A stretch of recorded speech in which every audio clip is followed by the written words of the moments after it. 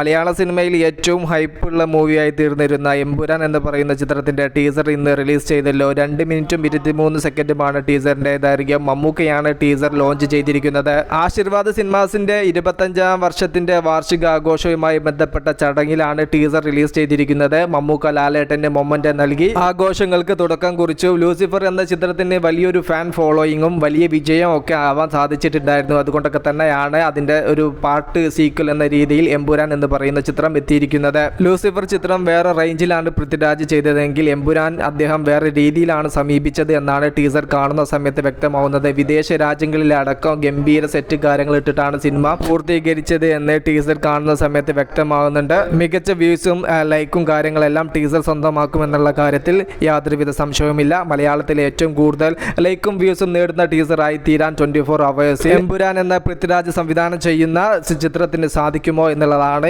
ആരാധകർ ഉറ്റുനോക്കുന്നത്. ഒരു മൾട്ടി സ്റ്റാർ ചിത്രമായിട്ടാണ് സിനിമ തിയേറ്ററിൽ എത്താൻ വേണ്ടി പോകുന്നത്. ടൊവിനോ തോമസ്, പൃഥ്വിരാജ്, മോഹൻലാൽ, മഞ്ജു വാര്യർ അങ്ങനെ ഒരു വലിയ താരനിര തന്നെ ചിത്രത്തിന്റെ ഭാഗമാണ്. ടീസർ കണ്ടവർക്ക് എന്ത് തോന്നി ജസ്റ്റ് ഒന്ന് കമന്റ് ആയിട്ട് രേഖപ്പെടുത്തുക. മൂവി പ്ലസ് മീഡിയ, ഞാൻ ജനുജന.